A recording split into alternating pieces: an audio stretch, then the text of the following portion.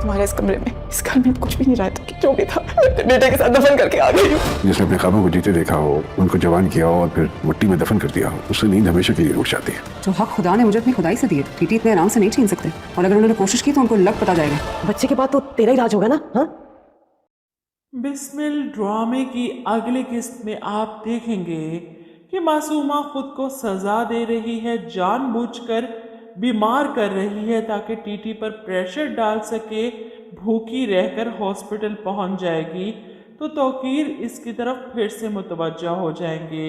और ऐसे में जब इसकी तबीयत ज़्यादा ख़राब होती है, भूख की वजह से बेहोश होती है, तो इसे हॉस्पिटल लेकर जाया जाता है और वहाँ पर इसे ये गुड न्यूज़ मिलती है, जिसे सुनकर वो खुद भी हैरान परेशान, माँ को भी यकीन नहीं आता कि ये तो बहुत बड़ी खुशखबरी है। और मासूमा की तो खुशी का वैसे ही कोई ठिकाना नहीं। इस खुशखबरी के ज़रिए तौकीर को दोबारा से अपनी तरफ वापस ला सकती है। वैसे हैरत है मुझे मासूमा की किस्मत पर कैसी दिखाई गई, इतनी लकी, इतना कुछ होने के बावजूद भी इस मौके पर इसे ये खुशखबरी मिल गई जब तौकीर साहब डाइवोर्स पेपर्स तैयार करवा चुके थे। इधर रेहाम की हालत भी काफ़ी ज़्यादा ख़राब है। बेटे के यूं अचानक चले जाने ने इन्हें बहुत शदीद ज़हनी सदमा दिया है।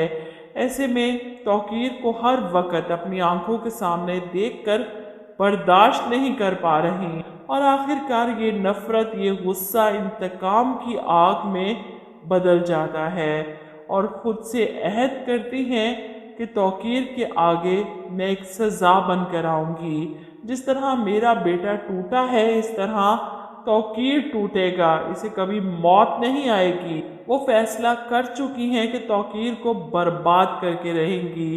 इधर मासूमा हॉस्पिटल से वापस आती है ज़ुहैब और अपनी माँ के साथ। ऐसे में इसकी माँ इसे तसल्ली देती है कि बड़े साहब का कोई दिया काम आ गया, बेटे को छीन लिया तो ये दूसरी खुशी दे दी। सबसे बड़ी कल्प्रेट तो इसकी माँ है। अब ज़ुहैब की माँ इससे पूछती हैं, कहाँ गए थे तुम, कौन सा नया ड्रामा कर रही है वो। मूसा की मौत के बाद तो ये और भी ज़्यादा डर गई हैं, कहीं मासूमा इनके बेटे के साथ भी वही सब ना करे जो इन्होंने तौकीर के बेटे के साथ किया।